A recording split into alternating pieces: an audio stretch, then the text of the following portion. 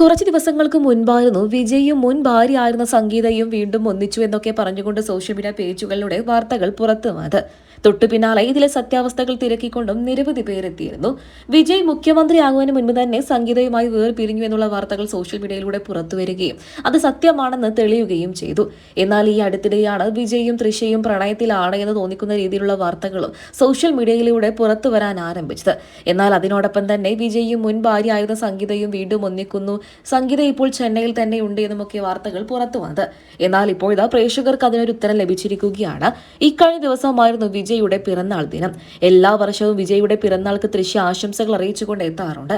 എന്നാൽ ഇക്കഴിഞ്ഞ പിറന്നാൾ ദിനത്തിൽ തൃശ്യ ആശംസകളൊന്നും തന്നെ അങ്ങനെ പൊതുവായി അറിയിച്ചിരുന്നില്ല. എന്നാൽ കറക്റ്റ് സമയത്താണ് തൃശ്യ ഒരു പോസ്റ്റ് സോഷ്യൽ മീഡിയയിലൂടെ പങ്കുവച്ചത്.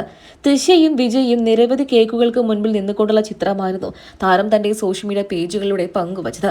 അതിൽ നിന്നും പ്രേക്ഷകർക്ക് എല്ലാവർക്കും ഒരു കാര്യം മനസ്സിലായി. ഇരുവരും ഒന്നിച്ചാണ് പിറന്നാൾ ആഘോഷങ്ങളെല്ലാം തന്നെ നടത്തിയത് എന്ന്.